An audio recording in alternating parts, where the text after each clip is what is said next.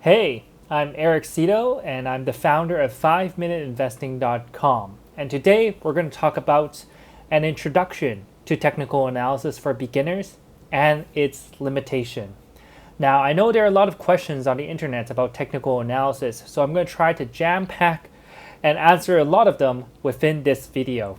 Now, the first question is really, is technical analysis real? A lot of people say it doesn't work. Some people say it works fantastically for them. So is it real? Does it work? And the answer is yes and no to a certain degree. Whenever you're looking at investing strategies, there are always winners and losers, people who know what they're doing and people who don't know what they're doing. And if you look at the people who know what they're doing and they're able to use technical analysis successfully, they'll say it works. And from that, you can deduce that technical analysis does work as long as you know how to use them properly. And if you go search online, you go research on the internet, you're going to find a lot of information around this topic. And the truth is, a lot of the information is misinformation. So when you try out the strategy, it actually doesn't work. And this is a whole monkey see, monkey do syndrome. And when you try to look at technical analysis, you need to think, what is the purpose of technical analysis? Technical analysis is all about studying price. It's all about studying what happened in the past. It's based on the belief that history repeats itself. Something happened before will happen again in the future. Now, this is a bold assumption because, as we all know it, not everything happened in the past will happen in the future. So let's say 100 things happened in the past and not 100 things will happen in the future exactly the same way. And that's why some people claim technical analysis doesn't work. So that's why there's so much debate over it. But putting that aside, the purpose of technical analysis is really to look at support and resistance area. Now, why do people want to look at support and resistance area? Because they want to look at historically where people are buying and where people are selling. That's really the purpose. So if you boil it down and you look at technical analysis, it's really a tool to help you identify psychologically where would people buy and where would people sell. And if you know psychologically where people are buying and selling, then you'll become really good at technical analysis in a very short amount of time. Now, how effective is technical analysis? And I see a lot of people, professionals, are quoting themselves saying, I have a 50-50 win rate and a risk to loss ratio of this much, or I have a 75% win rate and I have a risk to loss ratio of this much, so on and so forth. And it's important to understand, when you first start out, where you are at, what is the probability, and what is the risk to reward ratio. Now, let's say we flip a coin, and there are two sides. So the odds of you getting heads or tails is 50%. Now, if you play a game and you win this bet, you get $1. And if there's tails, then you lose $1. Then your risk to reward ratio is also 1-to-1. Now, if you apply this logic to technical analysis, which is kind of like day trading, then you'll find out over the long run, using the rules I just described, you wouldn't make much money. Or you should be at break even almost, if you play enough of these games. Now, what happens if you change your risk and reward ratio? Like, let's say it's 2-to-1. So if you win, you get $2, and if you lose, you lose $1. Now that will inherently change the probability of you winning. The probability of you winning is no longer 50-50. Using that, and assuming you have no strategy, and I have tested this in a lot of markets, you are going to get a 67% chance of losing $1 and a 33% chance of winning $2. And if you do the math, it's kind of like a $2 times 33% plus $1 of loss times 67%, that will get you to pretty much break even. So imagine you don't apply any technical analysis and you use this probability and get to the break even point. That is your baseline. So whenever you are testing any strategies, whenever you're applying technical analysis, you want to keep that in mind. Like if you are flipping a coin, your risk to reward ratio needs to be coupled with the probability. And then you can see whether technical analysis is effective.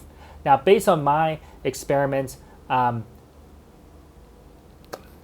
best I have seen in terms of technical analysis is if I'm flipping a coin and my risk to reward ratio is 1-to-1, so my baseline is 50-50, then the best is like 55 to 60%.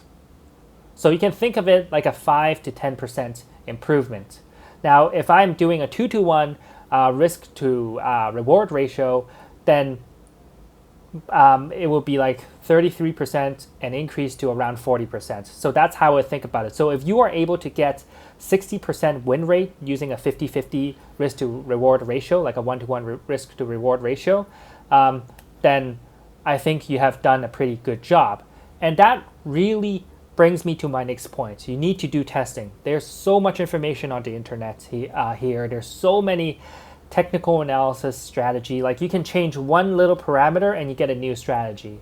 So you need to be testing it. And that's why I went on a whole spiel about the probability and the risk to reward ratio, because these are two of the parameters people play with to get what they want or get what they want to advertise you. So imagine this.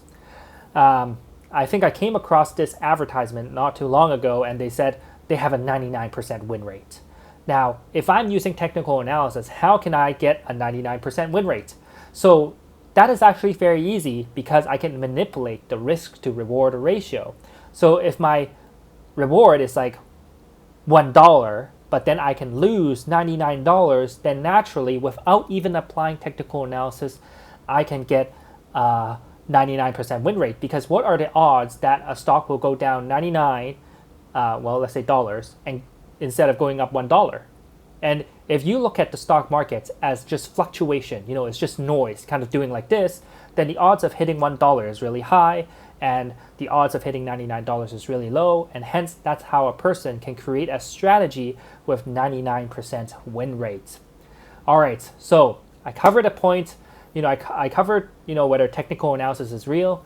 I cover the purpose, how effective it is, how you need to do testing, and you must do testing, especially when it comes to technical analysis.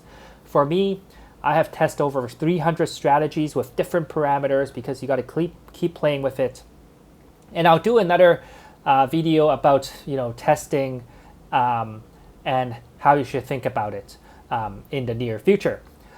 So I just want to spend a little bit more time to talk about the types of indicators, because for technical analysis, there are three main categories of indicators that you're going to come across, because people can always write code to develop more. So I'll try to fit them all into three buckets. The first one is average price. Now, this indicator is all about calculating the average price of something, whether that is average, simple moving average, or exponential moving average, or weighted moving average, or some whatever the hell moving average. So this is all about getting an average price, and chances are you will be using one of this moving average indicator. Now the second one is a momentum indicator. Now this is MACD or MACD, so haystack, relative strength index. So these are the three that you can kind of look into if you're just starting out. So this is all about how fast price is changing, and you can also get kind of an understanding of how the price pattern is traveling in a wave. So in a short term, you can see whether price is near the top or near the bottom.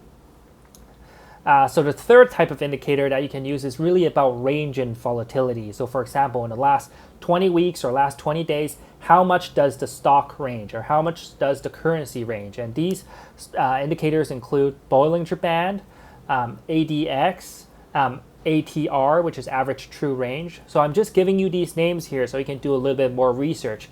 But these are the three main types of indicators you will use in technical analysis. And in my opinion, you really only need to use one of each, or maybe even less, maybe just two out of the three. So that will get you to like the top-notch technical analysis expert level, as long as you know how to do one per each category. Because there's some limitation with technical analysis. And that brings me to my next point. You need to be aware of the limitation. And that is the biggest problem with technical analysis, is that technical analysis is all about analyzing historical price. And everything that is within historical price is captured, and everything that is not in historical price is not captured. Now, I know this sounds a bit abstract, but it's very important for you to understand this limitation. So for example, let's say I'm investing in casino stock, okay? And they renovated. Now, the renovation can be good or bad, and it can attract customers. Now, in theory, based on a lot of people's belief, that technical analysis will capture this information the moment renovation is done. But if you think carefully about it, well, what if the renovation takes some time to attract customers? Then technical analysis wouldn't capture that piece of information, and it wouldn't capture how good the renovation is. So there is some value for doing a site visit. There is some value for looking at a company, going to visit the store, being a customer of it. I actually covered this in another video. And you need to be aware that technical analysis, all it does is to look at the historical pattern. And if the company tomorrow decides to expand into China, that is not captured in technical analysis at all. And you need to be aware of that. And that is really the most important lesson I learned after using technical analysis for 10 plus years. So I'm Eric Cito. I've been investing in the markets, forex markets, stock markets for over 10 years. And for the last 4 years, I've finalized my investing strategy, and I made 450% in 4 years. So that's an average return of 50% a year.